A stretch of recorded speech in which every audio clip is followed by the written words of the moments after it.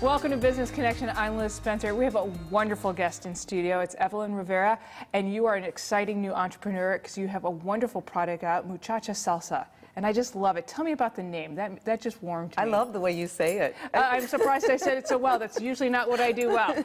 No, Muchacha Salsa is a salsa I started in my home. And I just made it because I was hungry one day. Just grab a few things, which I'm accustomed to doing, a little bit of this, a little bit of that. Everybody teases me. And then I created this, took it to my neighbor next door. She loved it, kept on, I'm like, okay, that's fine. Kept on giving it to friends and family, and then all of a sudden they kept on saying, you have to bottle this. Can it, sell it at the farmer's market. So I started my journey, and that was in 2011. That's awesome. And now, I mean, you started your journey, but you have really accelerated that journey. You're branded. You're wearing hot pink. I'm wearing pink. I got lucky on that. And then the label is pink, and it's got a little stick figure. So tell me about the branding and what's going on there. Well, the brand, it was so much fun. Muchacha. Let's start with Muchacha because that goes back like 8 years, and that was just a term that we use like, hey, girlfriend, but we say muchacha. So I would always say it to my sister or a girlfriend, hey, muchacha, what are you doing tonight? Let's go out, muchacha. So it was always that. And the more we used it, more people kept on saying, I like muchacha. Right, yeah, let's put a little flair on that. Exactly, and I go, I like the way they say it better.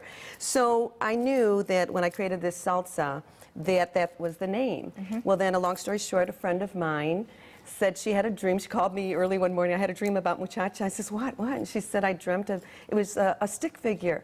She goes, you got to put a girl on there. I says, well, I know it's about girls.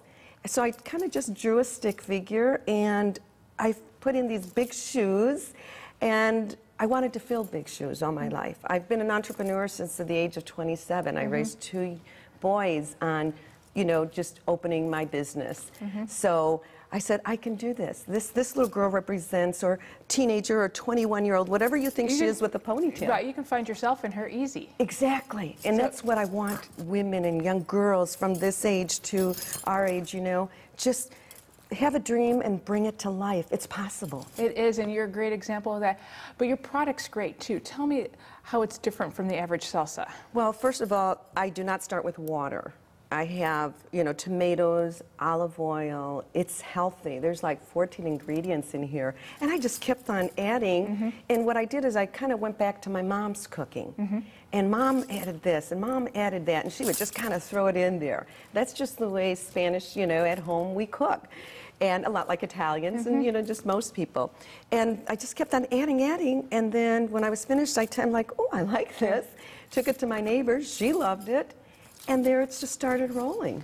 Right, because this salsa, and I'm a big fan of salsa, I think it's a healthy alternative to so much bad, and you can have it with so many other things, which is what I really like. And your salsa is really made to be a salsa and so much more. Yes, yes, because you can cook with it, bake with it, marinade.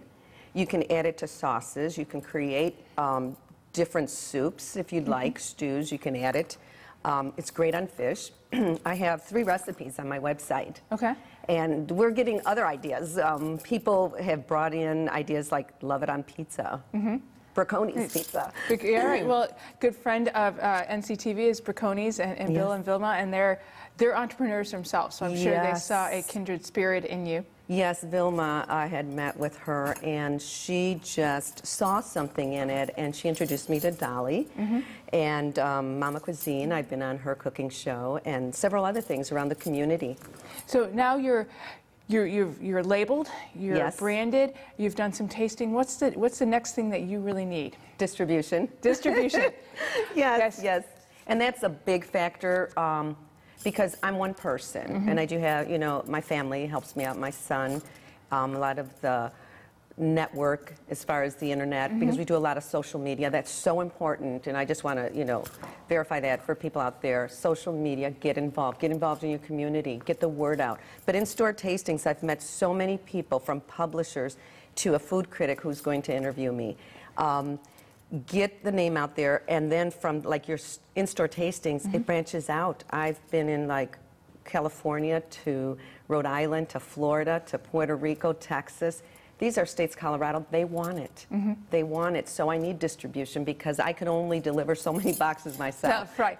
Well, and that's it's the discovery. It's yes. And having people say to their local grocers, "Hey, do you have Muchacha Salsa?" Yes. And you know, looking for that. Yes, that is so important. If you want it in your store, call your store, go to your grocer and say, do you carry this salsa? Take the jar. And a lot of people are hanging on to the jar. Yeah, well, it's creative. And you know, salsa is a crowded field, but yours is authentic because your heritage. So tell me a little bit about that heritage that matters. Well, you know, being Puerto Rican, Hispanic, and we're going right into this Hispanic month, and it's so important that we spread that. You know, a lot of people don't know. They know what Mexican food is, but they don't know Puerto Rican. So I say mine is a cross between Caribbean and Mediterranean. Because I'll have an Italian person say, oh my gosh, this is Italian. And then I have a Spanish people, you know, say, oh, this is Spanish. You know, everyone is like connecting to this. This is really amazing for only being out there since June. Well, and I think we want authentic flavors and tasting that. Lots of times commercial salsa can get a little bit all tasting the same. When people say, well, what does salsa taste like? I'm like, red. Because it's red. Or green. Or green, right, yeah. And it's a lot of heat. Now, yeah, right. Talk to me about the heat here, because I'm a wuss. Okay, and don't be. I think I could really change you. I'm sure you could. Well, the difference between this salsa, I really researched my peppers. So we have a mild that has just really no heat, or if it did have a little kick that you might be sensitive to, I don't know, but most people can't taste anything to it. But the medium is a habanero, and the way I say it, has a delayed reaction. So it creeps up to the back of the throat. First you have all those wonderful flavors, because like I said, there's 14 ingredients in here. You have those flavors that all marry, and all of a sudden you feel this pop at the back of your throat. And what my customers, like at my tastings, are saying, it's a good heat. It's a I've heard good that. burn. It's a good heat, right? It's a good burn, right? Yes, but we do have a ghost pepper coming out at the end of the month. Okay, and what's a ghost pepper for us wusses over here? So. Oh, I'll make you cry.